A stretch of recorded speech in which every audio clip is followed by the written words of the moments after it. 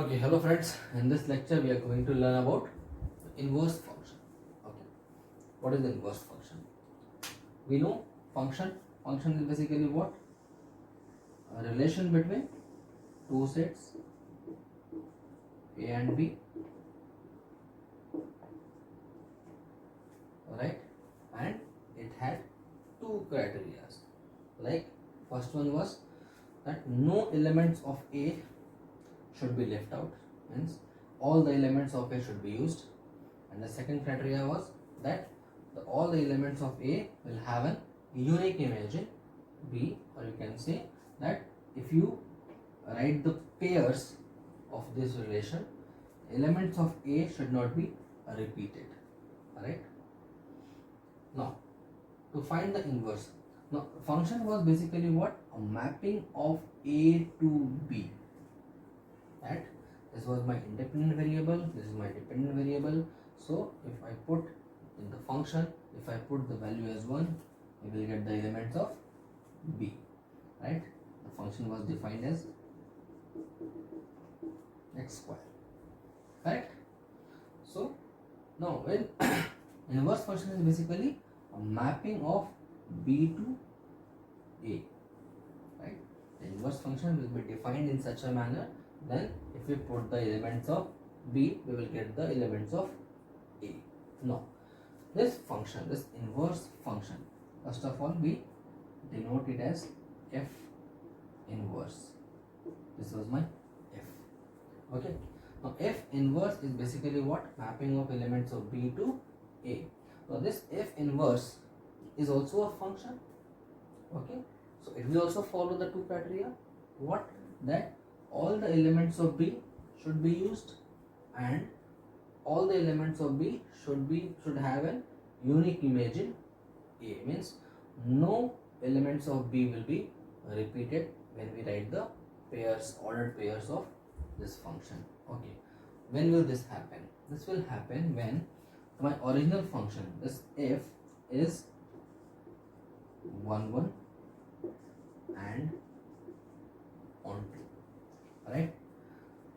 Suppose if this function is not 1 1, what will happen? It means as this has an image of 1 also, 2 also has an image in Y, suppose, alright?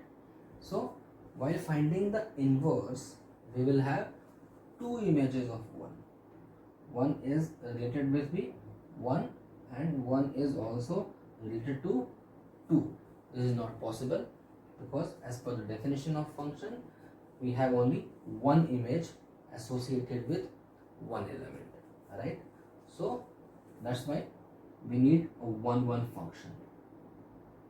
Why onto? Because if it is not onto, suppose we have an extra element here as 10, then while finding inverse, 10 will have no image in A. Okay, then it will not satisfy the first condition, which is that all the elements of the domain set must be used. It means it should appear in the ordered pair. However, in this case 10 has no image, so we just remove it here and make it an inverse function, right? So for inverse function we have two criteria. It should be 1 1 and onto, just like we have proved how to find 1 1. Fx1 is equal to fx2, and then we will prove it x1 is equal to x2, and to prove it onto, we will take y as a function of x and then converting it into a function of y, and then we will see whether the all values of y will be taken or not. Okay, so for inverse function you need to prove it bijective, injective, surjective and bijective both, right? Another way to find whether the function is inverse or not, we have just learned that FOG composite function, FOG and GO,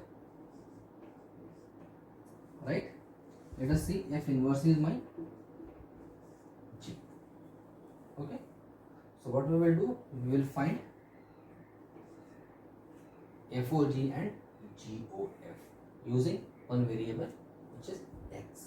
If you get FOG as x and GOF also as x, then we can say that G is inverse of F or F is inverse of G. Okay, this is also known as my identity function, right? What is the identity function? That if you put the function, you will get the variable, right? Same variable. So if you calculate FOG and you will get X, or if you get GOF, you calculate GOF, you get X, both are equal, then my function can be inverse function. What? F and G can be inverse to each other. Now we will solve some examples.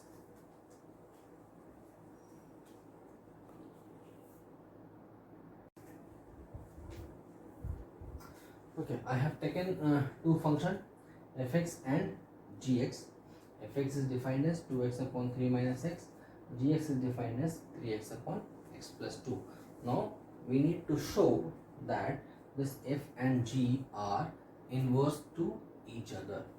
So what we will do? We will find FOG and GOF. Let us find first FOG, which is what? F of gx, right? Which is what? What is my gx? Gx is 3x upon x plus 2. Correct? Now f of this, the whole thing, right? Let us write it. It will be like 2 3x upon x plus 2 upon 3 minus. What we have done? We have placed the whole thing in place of x, right? So simplifying it, we will get 6x upon x plus 2 upon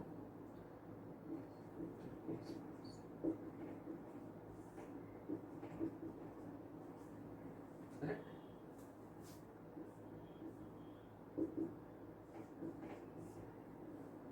3x minus 3x on, we have got x, so it is fine, but we need to show GOF also. So taking GOF, it will be like G of fx, which is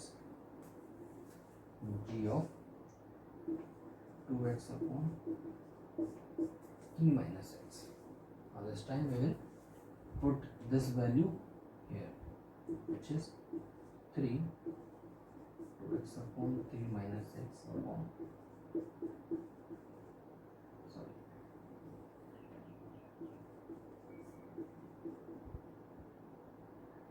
okay, 2x upon 3 minus x plus 2. Okay, this will give me value 6x upon 3 minus x and 2x plus 6 minus 2x upon 3 minus x.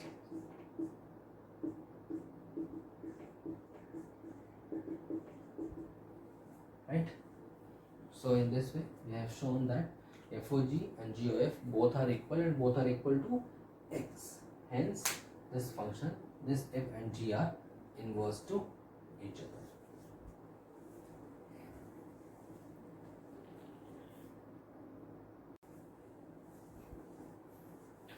Okay, let's see another example. In this example, what we are going to do, we are going to find the inverse of a function, right? Here one function is given, which is fx is 3x minus 4 upon 5. We need to find the inverse of this function. It is very similar to prove it that onto, right? So let us say this is y. Okay, first step is make fx as y, and now we will separate the x from other things. So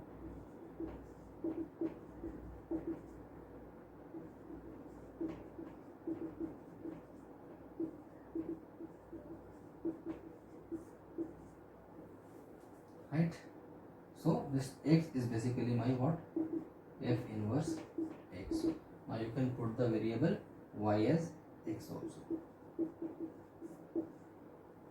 Okay, in the end just replace y by x and x by f inverse x. So this is my what? Finding. This is how to find the inverse of a function. Now we have one property, which is if you have an inverse function and if you find the inverse of that inverse, you should get the original function. Let us try it here only. Okay, we know that f inverse x is 5x plus 4 by 3. Now if we find the inverse of this, we should get this function, original function. Let us say, suppose y is equal to what? 5x plus 4 by 3. Taking same method, okay, what will happen? 3y is equal to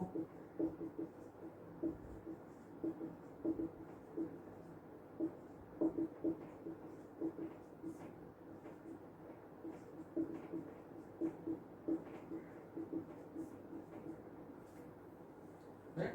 So if we take the inverse of this function, we have got the original function. So remember this property, that inverse of an inverse function is basically the original function.